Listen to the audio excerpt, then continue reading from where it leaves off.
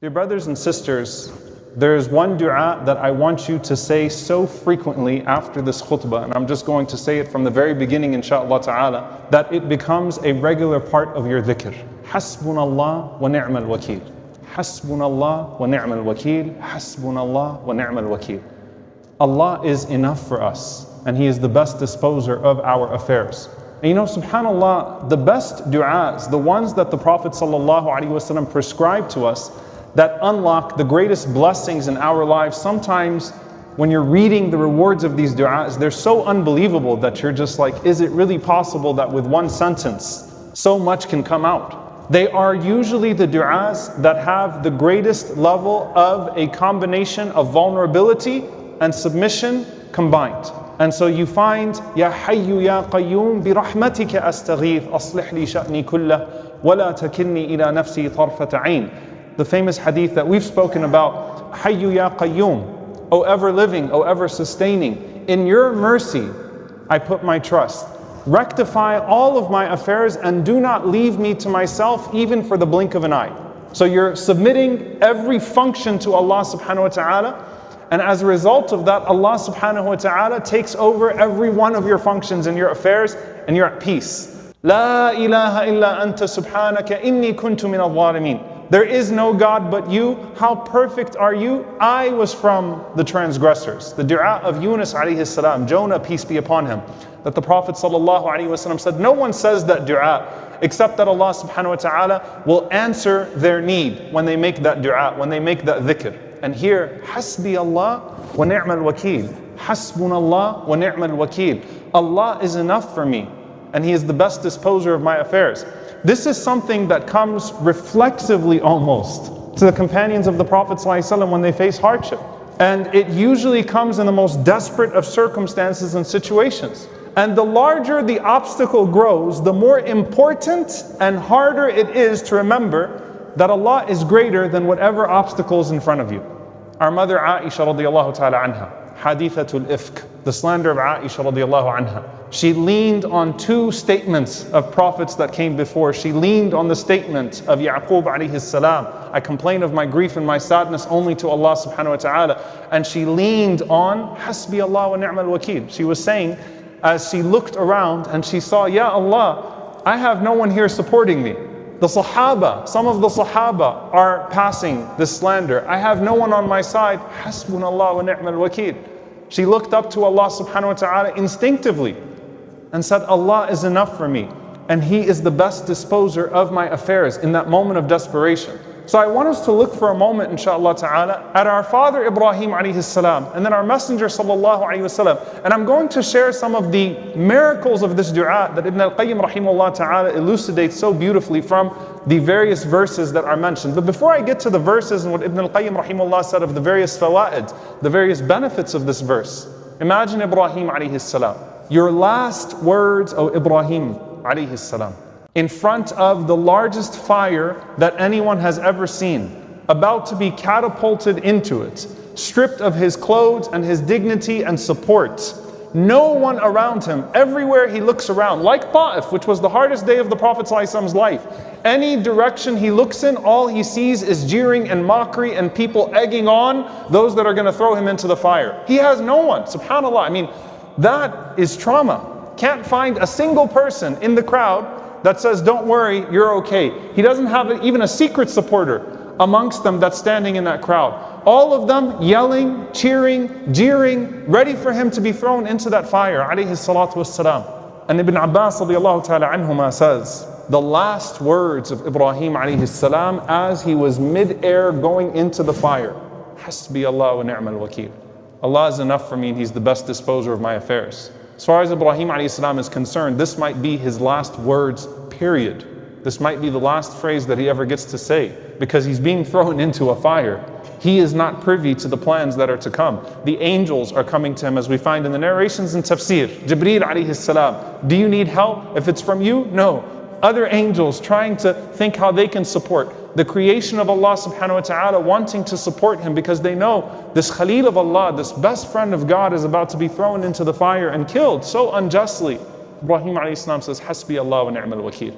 These were his last words as he was being cast into the fire as Ibn Abbas radiallahu anhuma narrates in Sahih al-Bukhari. He also says, radiallahu ta'ala anhuma, that Hasbi Allah wa ni'mal wakil. The last words that Ibrahim alayhi salam said when he was thrown into the fire.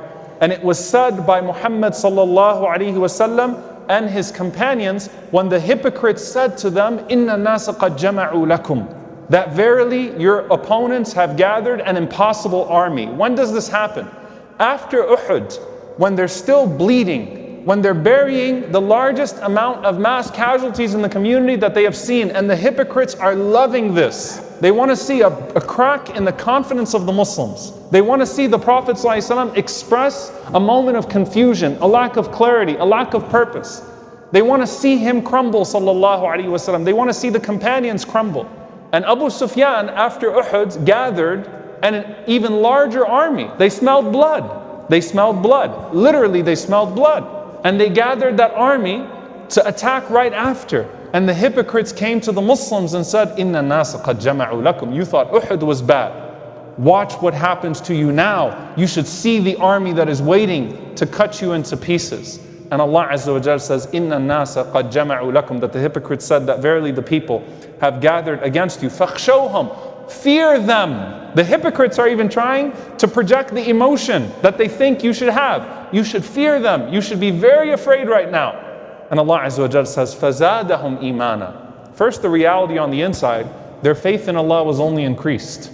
As much as they were told to fear people, they increased in their fear of Allah subhanahu wa ta'ala. As much as they were told to give up because the people were going to overwhelm them, the more that their trust in Allah subhanahu wa ta'ala grew. So their iman increased. وَقَالُوا حَسْبُنَ اللَّهُ وَنِعْمَ الْوَكِيلُ. The Prophet ﷺ and the companions said, حَسْبُنَ اللَّهُ وَنِعْمَ الْوَكِيلُ. This is what they have been taught to say. Allah is enough for us, and He is the best disposer of our affairs. Imam Malik rahimahullah ta'ala actually had a ring in which he had Hasbunallah wa ni'mal wakil inscribed on it. And they asked Imam Malik rahimahullah ta'ala why out of all the phrases he chose to inscribe on his ring, he put Hasbunallah wa ni'mal wakil. He said because immediately after that verse, Allah subhanahu wa ta'ala says that they returned with the favor of Allah and with His bounty, no harm had touched them. And they pursued the pleasure of Allah, and Allah is indeed the bestower of great bounty.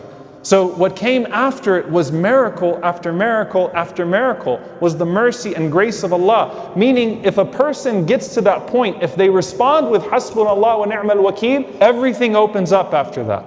And subhanallah, you look at this verse and you look at these words. Hasbunallah, I need no one else, I have Allah. Ni'mal wakil, I choose His planning. He's the best disposer of my affairs. I choose His planning over even my own planning. I would prefer His planning even over my own planning. And so I'm choosing Allah, Hasbi Allah, over people. Wa ni'mal wakil, and I'm choosing His plans even over my plans when it comes to what is ahead of me. The scholars mention here is that Allah is not someone you resort to only when no one else is there for you. Allah is someone that you resort to even when everyone else is there for you. Because the trust that Ibrahim alayhi salam had in Allah subhanahu wa ta'ala, decades later, when he's sitting with his 8 children at that point and saying to them, what will you worship after me? And seeing his grandchildren and seeing his offspring worshiping Allah subhanahu wa ta'ala and the fruit of his efforts, the trust that Ibrahim alayhi salam had in Allah at that moment was no less than the trust that he had in Allah subhanahu wa ta'ala at the moment he was being thrown into the fire. And the trust that Muhammad sallallahu alaihi wasallam and submission that Muhammad sallallahu alaihi wasallam had to Allah subhanahu wa ta'ala on the day of Fatih Mecca, on the day of the conquest of Mecca, was no less than the trust that he had in Allah on the day of Uhud, or when he was in the cave and it was only Abu Bakr radiallahu ta'ala anhu. The idea was, La tahzan inna Allah ma'ana, do not grieve, Allah is with us, whether no one is with us or whether everybody is with us. Hasbunallah, Allah is enough, I'm satisfied. I'm okay with Allah being enough. If no one else is left but Allah subhanahu wa ta'ala, hasbi Allah wa ni'mal wakil. And He's the best disposer of my affairs.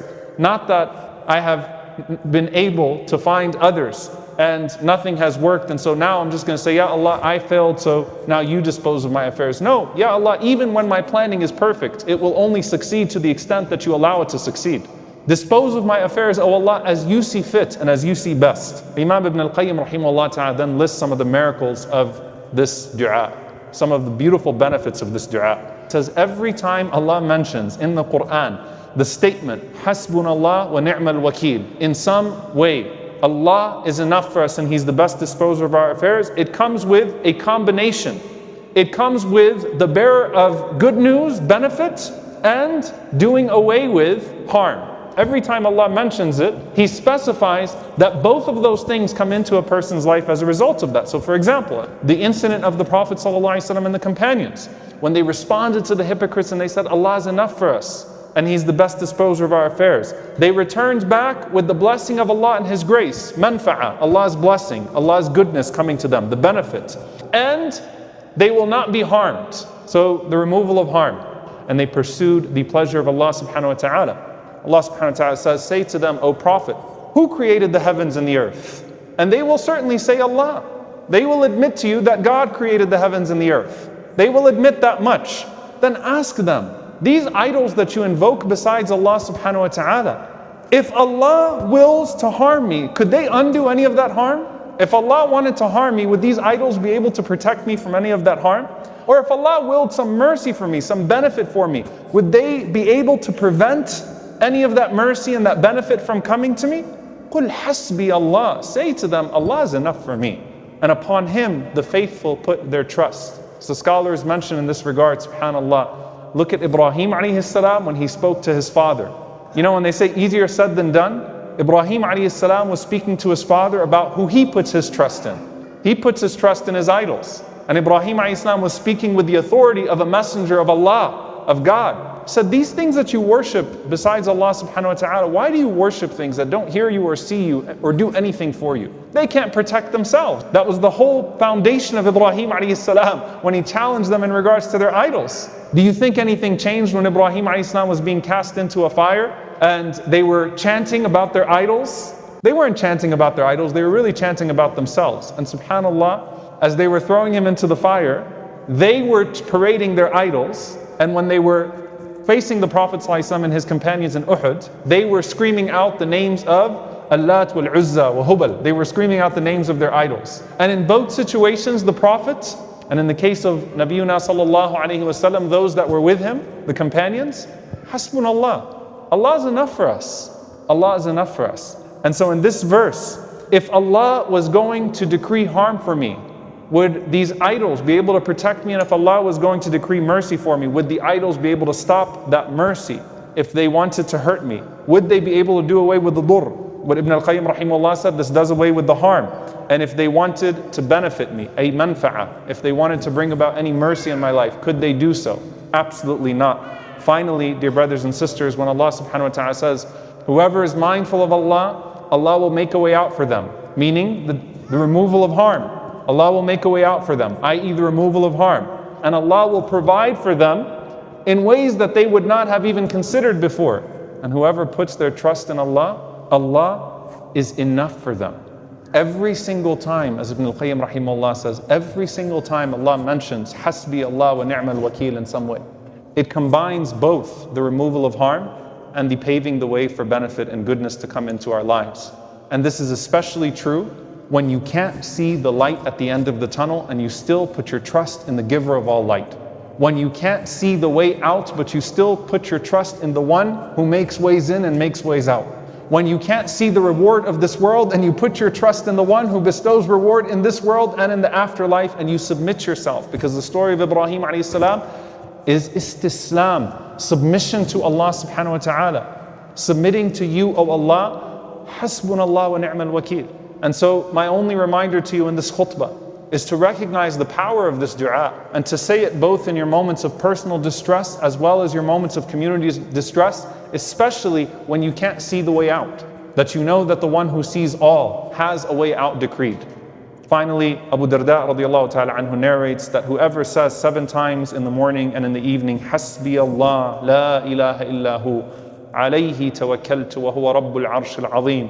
Hasbi Allah, la ilaha illahu, alayhi tawakkaltu wa huwa rabbul arshil azim. Hasbi Allah, Allah is enough for me. La ilaha illahu, there is no God but Him. Alayhi tawakkalt, upon Him I place my trust. وَهُوَ رَبُّ الْعَرْشِ الْعَظِيمِ, and He is the Lord of the mighty throne. Allah will be sufficient for him against anything that grieves him. May Allah subhanahu wa ta'ala be our protector. May Allah subhanahu wa ta'ala be with us when no one else is with us or when everyone else is with us. May Allah be with us in moments of ease and in moments of hardship. May Allah subhanahu wa ta'ala's pleasure be with us in this life and in the next. Hasbunallah wa ni'mal wakeel.